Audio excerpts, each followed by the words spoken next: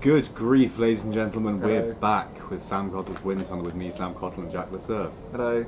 We did a time skip. Yeah, we did. We were at the Pig and Fiddle, now we're back at the preferential pub that we is probably the best pub here in Bath. Stomping grounds. Yeah, it's the Bell on Walcott Street, and yeah, we're having a very good time. Having a very nice day out in Bath so far. That's been a good day in Bath so far. Yeah, It's been a good day. nice little day out. Quite drunk, a lot of beer consumed. Very good. So, Graduation. Whiskey things. where were we? We were going to make an attempt at cracking the big mystery, I think, in philosophy, and the big mystery possibly in human life, which is the mystery of consciousness. So, what do we think about this? Now, I'm going to play devil's advocate on this. I was going to turn the conversation on you to try and so you give your thoughts. And Right, okay. So what do you think consciousness is? Well, I think consciousness is obviously counterposed to unconsciousness, whereby consciousness is the fact of being awake in the world, and unconsciousness is, of course, something akin to being asleep, or something akin to being in those sleep states whereby we're not dreaming either, and we're sort of in the states where we have no consciousness of what's going on.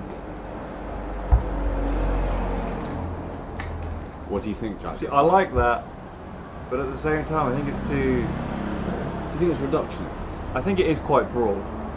I think.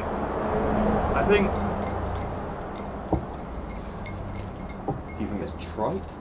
No, I don't think it's trite. I think we're just caught up in dividing consciousness and unconsciousness into two very distinct categories. Okay.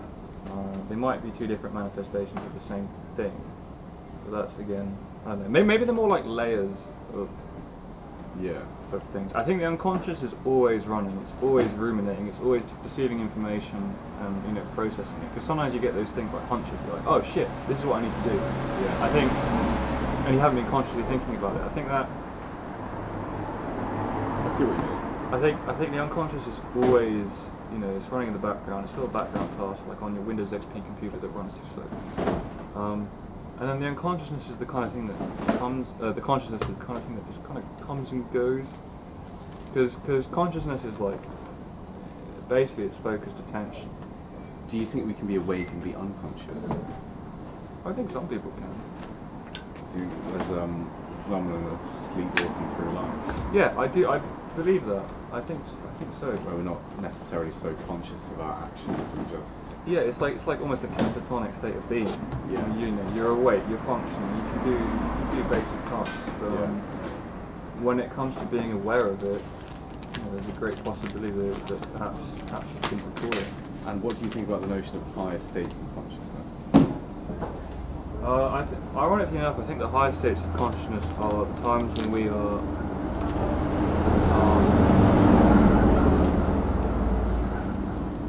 conscious of purely one thing only. Because I could look out at all of this and, this whole scenery, there's like benches and stools, and there's the ground, there's the walls, there's an umbrella that's somehow attached to the wall. I don't know how that works. I was kind of curious. You can't see it on camera, but there's like a floating umbrella. We'll take a picture later or something. Yeah. But no, it's like being able to undividedly focus your attention on one thing only. I think that's ultimately what the highest attention, highest full of consciousness is. Because it's the most pure, it's the most focused, it's the most unified, it's the least distracted. Yeah. So I think that's what meditation aims to do, isn't it? It's to kind of like train your consciousness to be razor sharp. What about consciousness of the whole universe at the same time, or consciousness of, or gaining a sense of an integratedness with the world?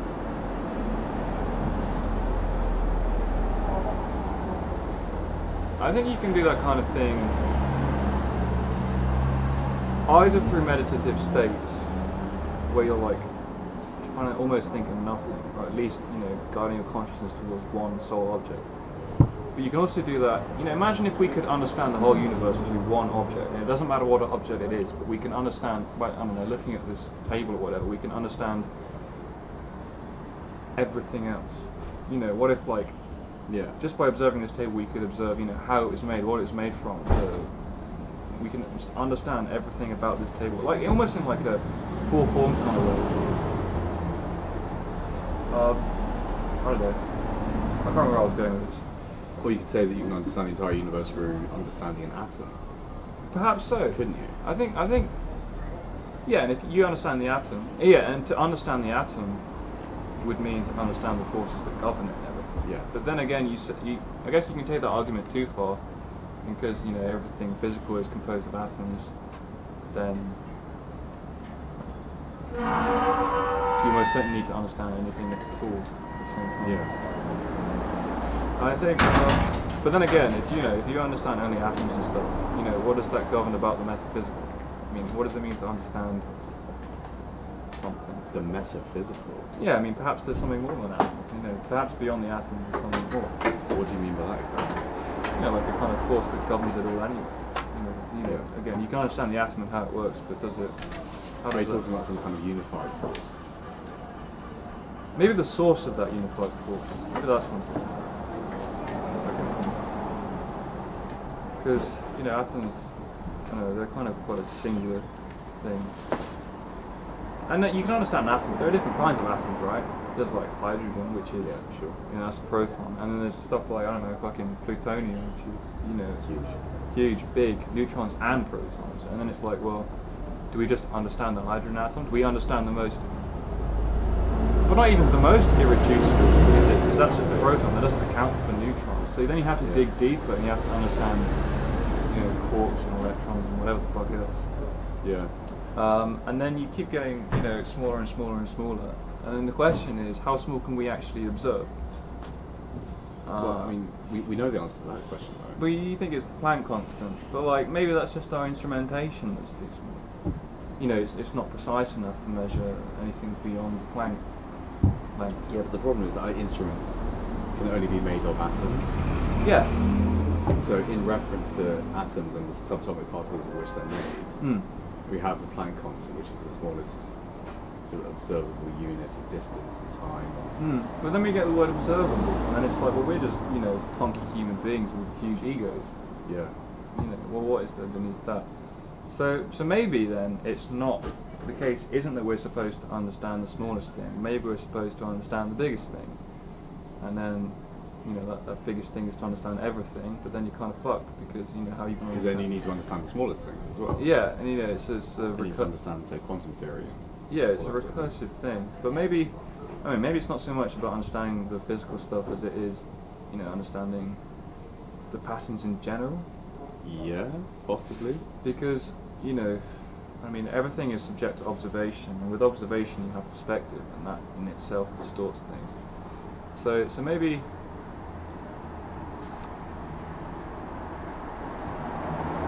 it's about, you know, ridding yourself of the five senses and focusing only on... Yeah, and that would be a higher state of consciousness, yes, wouldn't it? It would be. I believe so, because, you know, Buddhists have this thing where they think, you know, precisely because the subject world is subject to, you know, all kinds of misconceptions and just, you know, the basic flaws of human understanding, we kind of have to move ourselves away from the five senses and instead. I mean, do you believe in like a sixth sense? I don't know. I think like our sixth sense really boils down to something like the understanding that we have of the physical world, or the understanding that we have of, well, the universe. Is that it's not necessarily bound to? Well, you can say that in a sense it's visual. You can say that in a sense it relates to our spatial awareness, or our visual spatial capacity to understand things. Then we have things like artistic appreciation and so on. Yeah. But that's like a kind of intuition, right? Yeah. But I would argue it's like a sense, really. Like when you read poetry, it gives you the tingles. Yeah. You know, it's sort of that's a sensory reaction to the stimulus. I suppose it is, yeah. Because there's the yeah, I think that's kind of called. I mean, it's not, but like there's other senses that people, like scientists, identify. The proprioceptive sense, which is like your sense of where your hands and stuff are. Okay. About you. Right. I guess you can call that a sense. Like I could close my eyes and I could do that. Well, I know my hands are up there. You know, it's probably Yeah. I don't know, like 2 feet away from me. You know, it's probably not Yeah. a bad deal. And we know that intuitively. But again, that's one of those things that's bound by physical conditions, I think. But what if there was like something other than that? What if there was like a stream or a kind of river that we could tap into? Yeah, and that's what people refer to as the stream of consciousness, isn't it? Yeah. It's like, Yeah. if unconscious is the ocean, you know, the kind of low sitting, constantly moving but always changing ocean, you have currents, and currents are what the consciousness is. It kind of directs the flow of the ships and whatever else. So those are the senses. So consciousness is like a river that feeds into the ocean. Yes. The unconscious. Or perhaps more so it's a river that, I mean, that's not how rivers work, so I suppose it's not a good analogy, but it's more consciousness comes out of the unconscious. So, I don't know. Again, it's an analogy, and the problem with analogies is that they never fail to really capture the true essence. We can be as fucking Taoist or whatever, you know, ancient Chinese philosopher as we want, but like, I don't know, any kind of analogy. And I mean, analogies are good approximations, and they're good things to relate to. So I guess in a religious sense, you know, you have like the Trinity. You know, you understand that through God, the Spirit, and the Son. Sure. I don't know. I think the unconscious is an interesting subject because I think people underestimate it. What do you think exists within the unconscious? I think it's everything. So the conscious sees a certain portion of stuff, right? You know, it's what we're seeing. Do you think Jungian archetypes exist within the subconscious? Well, I'm glad you. Yes, they do. They fucking do, man.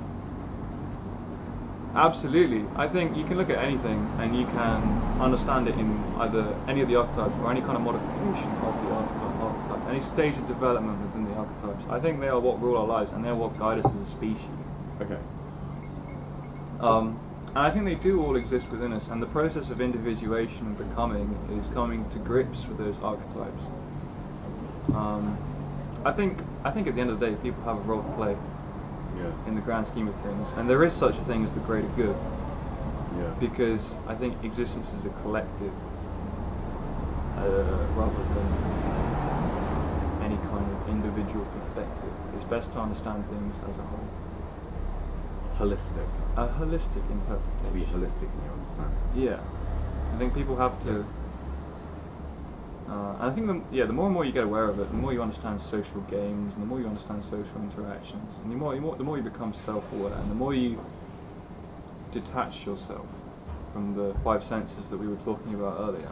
And that, I think, is where higher consciousness comes into play, and where it really shines, I think. And I think through doing so you can become more considerate. Either that or brutally analytical. Because they're weak and they're strong. But and that's one of the dangers of it, I think. And that's probably one of the flaws of... Why is it really a flaw? Because, I don't know, you can always understand something, but that doesn't necessarily make it okay. Like, you can maybe get why Hitler attempted genocide. Maybe. Perhaps. But that doesn't make it okay. And again, you kind of fall into like a naturalistic fallacy vibe, where it's like just because it exists and because it occurs repeatedly and because it's an observable phenomenon, that doesn't make it okay. I don't know, history repeats itself. Yes. It does. Maybe that's just our condition. Maybe understanding that's enough. Yeah, I mean, well, and once you bring that into the fray, I suppose we have all sorts of senses, don't we? Yeah. We have a sense of history, we have a sense of self, we have a sense of others. Yeah. We have a sense of the physical nature of reality, don't we? We do. And that's built part of what among people who really know what they're talking about. So that's built out of like a mathematical way of understanding the world, isn't it? Yeah, I see. So you plug if there's like a big equation, you can plug people into that equation and you'll get certain results out. Yeah, it is quite a mathematical way of thinking about it, and I don't think it's necessarily the wrong way. But again, that's not a blueprint for action. Yeah. That's just a statement of what is and what will come. Yeah, what will come if it's a formula. Yeah. Yeah, that doesn't necessarily tell us how to improve ourselves. But then again, is self-improvement a thing? Do we even have free will?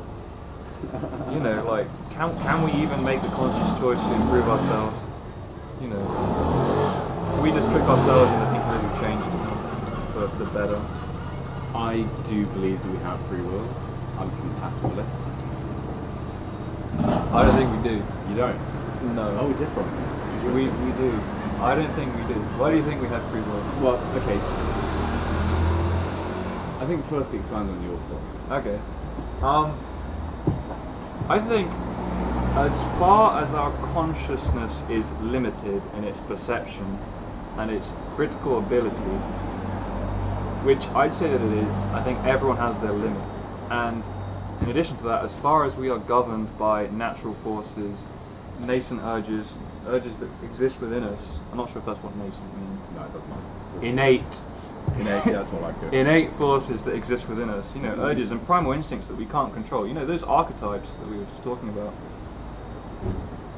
they're very much present, and our consciousness, I think, in an undeveloped mind, doesn't appreciate that. And I think the combination of all those forces and the limits of our consciousness to understand them effectively prohibit, in fact, our ability to be free to choose what we do. I think we can give ourselves the illusion of free will, but I don't think we really have it. So do you think that we're being programmed or something? I wouldn't. I mean, as much as we're being programmed by the world around us. I don't know if by that you mean like we're being programmed by aliens or No. some kind of natural. What do you mean by that?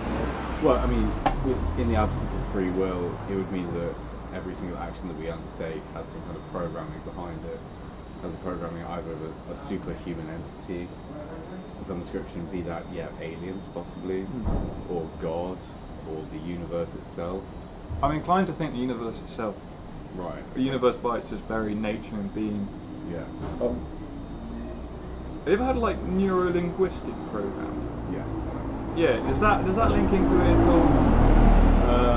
I don't think so. I think NLP, neuro-linguistic programming, well, that's something more akin to hypnosis, isn't it? Yeah, that's true. That's something which, yes, people can be programmed neuro-linguistically to undertake all sorts of actions. However, I don't believe it's quite related to the ordinary debate on free will. Yeah, okay. Necessarily. Yeah, because it's kind of encompassed by it, because, you know, neuro-linguistic programming is already, it's a very human concept that already So exists. do you think maybe we're neuro-linguistically programmed by the world around us? Yeah. Okay. It's like, it's just a part of the world. Yeah, no, I do see what you mean. However, I still believe. Sorry about the traffic, everybody. However, I still believe that, in spite of that programming, if you want to call it that, I still believe that we have free will, since we have the free will to resist that programming. We have the freedom to be aware of the program and to resist it. Okay. I mean, this is almost one of those like staunch atheist, staunch Christian arguments where it's like, well, prove it. You know, what if you're just fooling? What if it's just an illusion? What if this is just an illusion? You know, what if you do have the illusion to resist? What if resisting is just part of the way the world works? What if we think we're resisting when actually we're not inclined to it anymore anyway. I mean, I guess inclination isn't the right word to use, because inclination already posits some kind of predisposition to act a certain way. When really, if there is no free will, we don't have anything such as a predisposition. We simply have instructions to follow.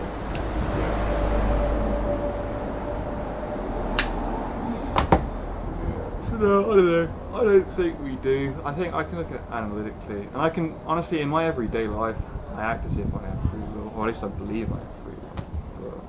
But I don't know. You know, you're making plans for your future. Maybe that's just another trick that the illusion of free will posits. I don't know.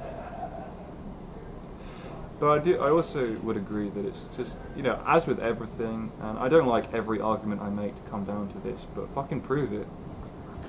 You know, what is proof? You know, how do you make a proof? Yeah. What proof can't be disputed?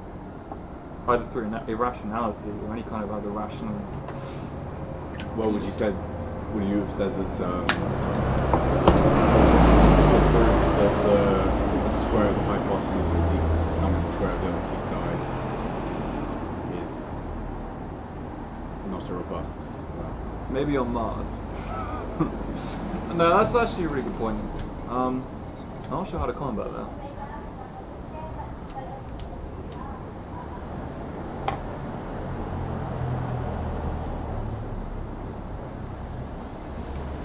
We've had this conversation before, where it's like, is maths or science discovered, invented, or?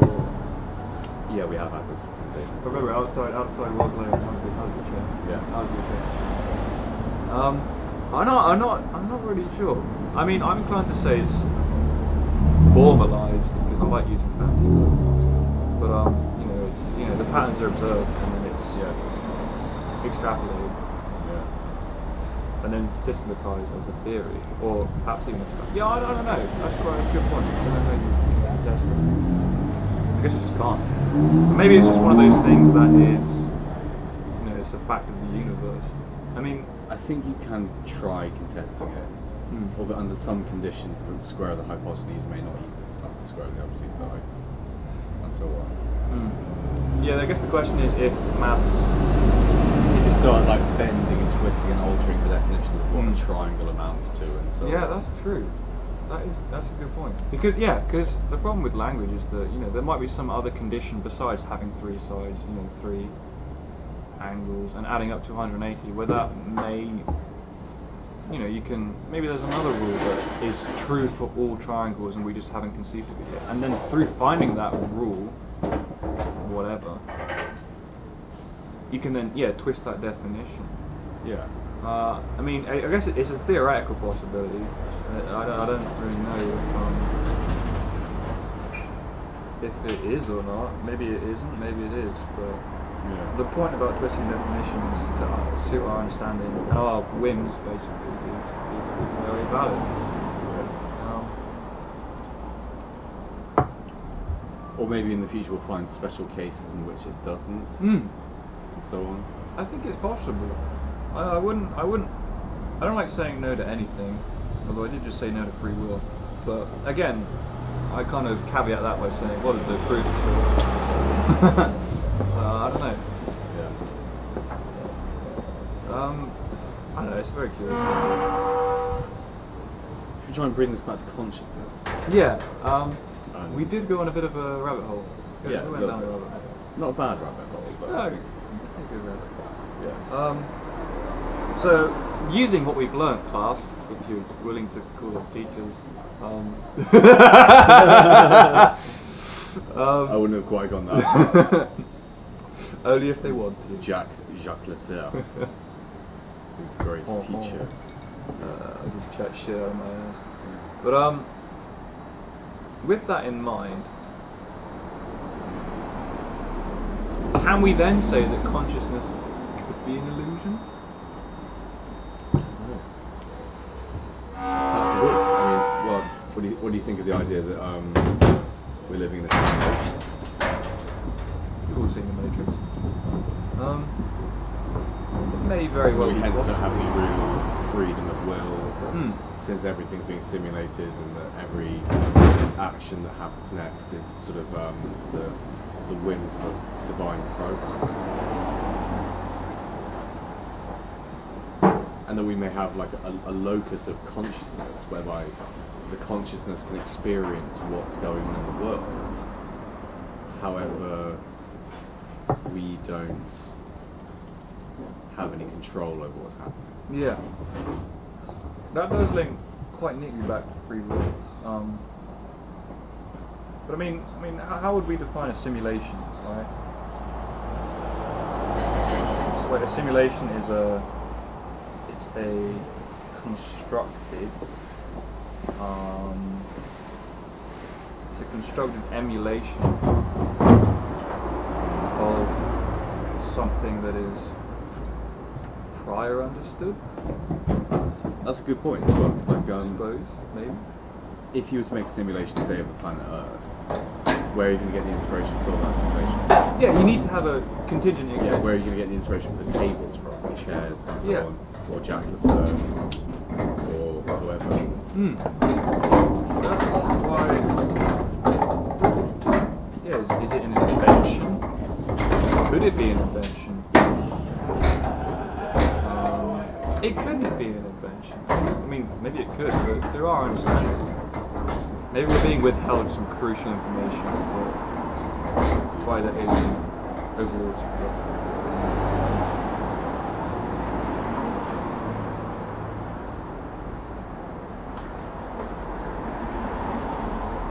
So, I mean, bring it back to sense perceptions.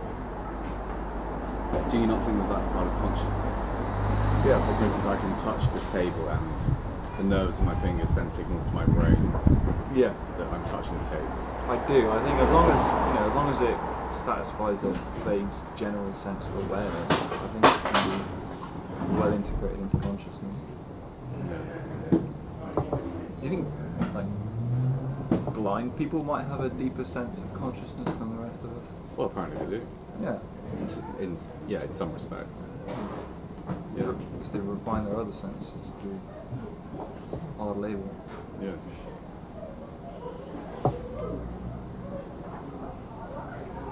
What about dreams then? Yeah, the dream state of The consciousness. dream state, that's another thing. I suppose within the dream state, we inhabit a different context for our conscious system, where the context differs, the rules of the dream differ, Yeah. the objectives of the dream differ possibly. Yeah, I'd say they do. Yeah. I think the dream exists to convey a kind of primal, archetypal sort of information to us. I mean, if you read Jung, he basically says, I'm probably paraphrasing and maybe even just flat out wrong, but it's a manifestation of the unconscious. Somehow we perceive it. So somehow we've managed to, in a sense, that's not really the best way of explaining it, direct our consciousness, or at least onto our unconscious mind, which is pretty neat, because I get the impression that the unconscious understands way more than the conscious mind does. Yeah. You have mystics and prophets who have interpreted their dreams to amazing effect. I guess Moses was one. Maybe even Jesus was one, if he was just having some wacky dreams and some kind of hallucination. Or some wacky sort of waking states. Some wacky waking states. Yeah. Somehow infused with